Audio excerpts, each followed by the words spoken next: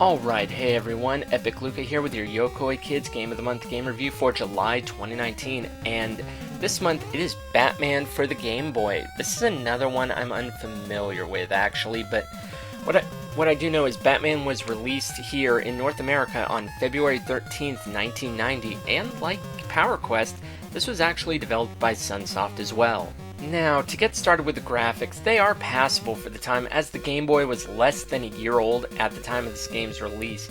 I noted when playing that the backgrounds kinda reminded me of when I was playing Tiny Toons, which is not a bad thing. And there is no ambiguity with your character's sprite. You're able to tell exactly who you're supposed to be, and the enemy sprites look alright, though even knowing I still couldn't recognize the boss sprite at the end of the first world is supposed to be the Joker. During both fights, actually, I couldn't tell, even though I knew at that point who it was supposed to be, so his sprite could have used some work.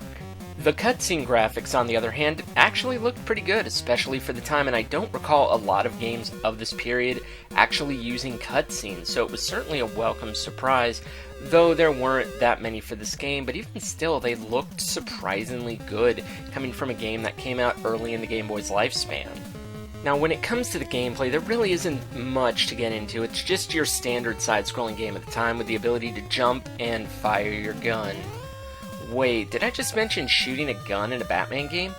Well, yes I did, but more on that in 1 minute. Back to the gameplay, it's just your typical side-scroller, going straight ahead, avoiding pitfalls, and occasionally doing some precision jumping across some moving platforms, but aside from that, it doesn't vary too much. The only time things change is when it goes into World 3, where you take control of the Batwing and shoot down enemies.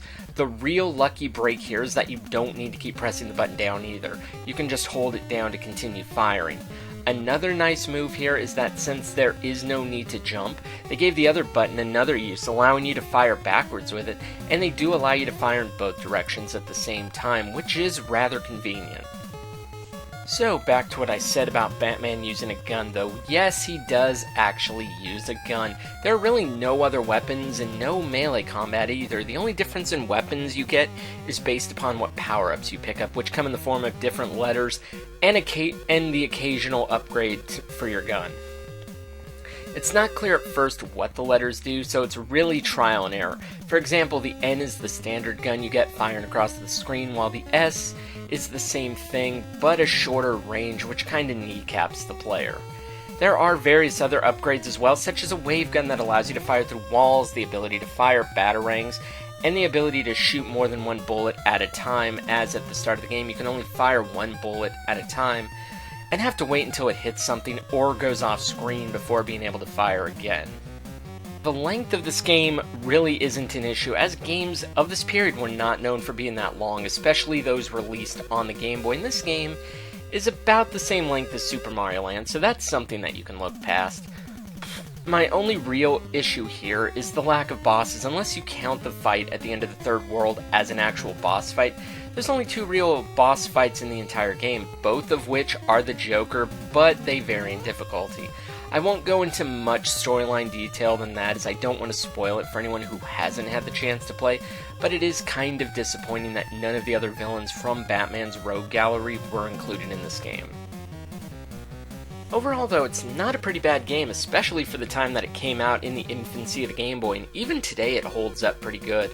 The length and graphics are acceptable, the music sounds really good, and the controls are fairly responsive, though at times it does kind of feel like you need to force your jumps, lest you overshoot or undershoot your target like I did on a number of occasions.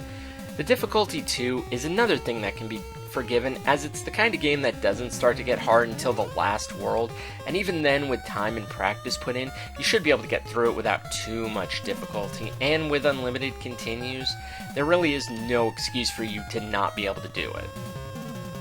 Again, my only real gripe goes back to the lack of villains in this game. The Joker is the only one you fight, albeit in different forms, but even with the short number of levels, they could have at least had 1 or 2 more bosses in the game, and though it's a grievance, it's still forgivable, as the main focus of the game was meant to be on the Joker. Like I said, I give this game passing marks, and though not 100% to the Batman chronology, it's recommended for anyone who is a Batman fan, and even to those who aren't, as it's still a solid game that is definitely worth a playthrough.